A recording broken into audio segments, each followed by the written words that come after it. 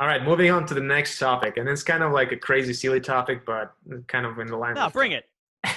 Well, it's Triple G with Manny Pacquiao, right? Which is just a weird kind of Yeah, it is. throw down by Freddie Roach, like, yeah, Manny's ready for Triple G if he needs to do.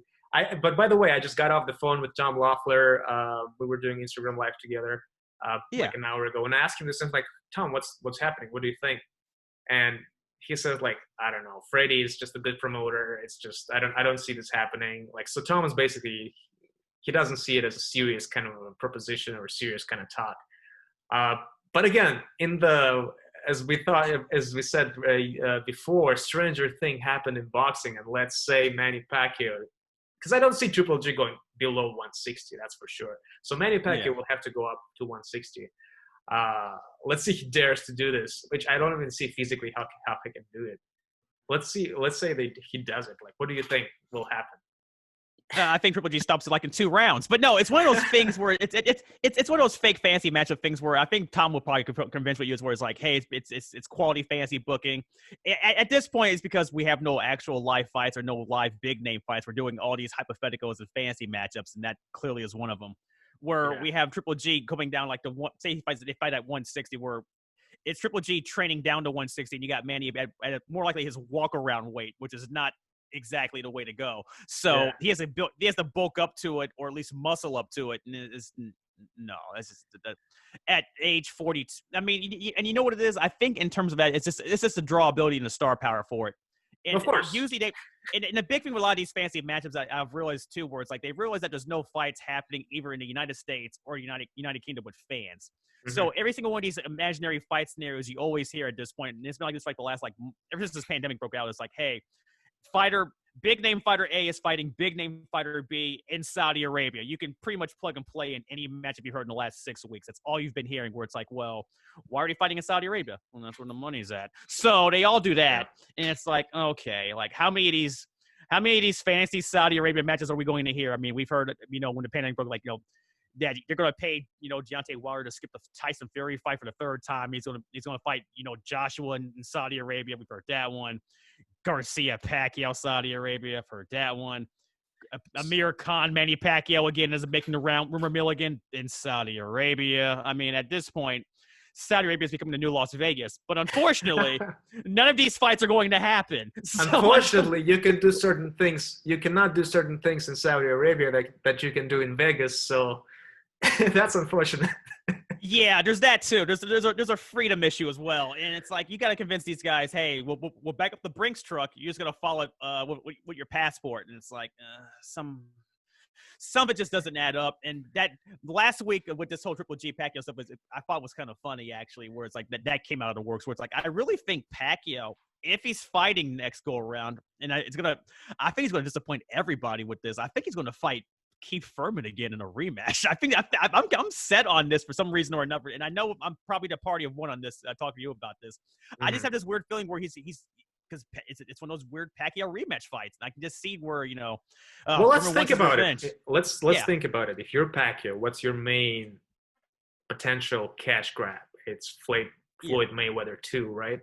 So in order to stay in that Floyd Mayweather 2 level, what do you do as Manny Pacquiao? Well, you have to protect your brand, the brand of this crazy guy from Philippines who are still in his 40s, still can knock people out. He's still super energetic and all of that, right? So you don't want to fight against Triple G or someone else like this for a potential very like little less cash grab and tarnish your brand that will potentially, worsen your chances to fight Floyd Mayweather. And Floyd has to do his own thing to kind of get back into the boxing and also be perceived as a competitive opposition, right? So if you're Pacquiao, do you want to do any risks at all? I feel like in the past several fights, we Broner, the guy I just mentioned with the flute, what's his name? I forget. Yeah, Thurman.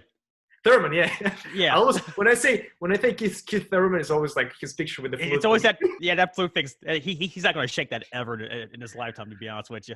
Hey, I don't know why he needs to shake it off. Let him do the flute thing. I like it. Yeah. But anyways, I feel like that's where Pacquiao is right now.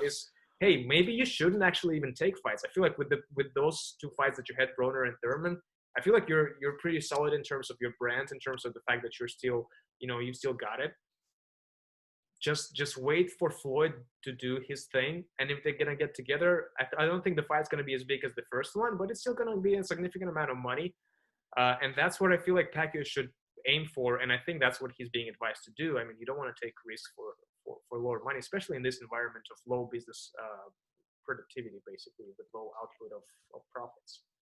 Yeah, that makes sense too. And in terms of that as well, I'm in the camp where I really don't think Floyd's coming back at this point. Only because I just don't think Floyd wants to. I think he's willing to do anything around boxing to be around it. I saw him actually. He still goes to the fights and attends all the events. I mean, he was at the Gervonta Davis Yildiz Gamboa fight last December in Atlanta. He was sitting ringside with Ellerbe and the gang for all of that stuff. He's still around the fights and everything else. He's still training. Right, and working the midst with Haney, So I mean, he's still kind of in the He still wants to be a part of it, but I don't think he wants to be actually in it. And the one fight rumor that's been rumored as well, mentioning it, speaking of Saudi Arabia, they mentioned with Pacquiao, they always hinted at Conor McGregor, which is one of those things where it's like, as goofy as it sounds on paper, and trust me, it is.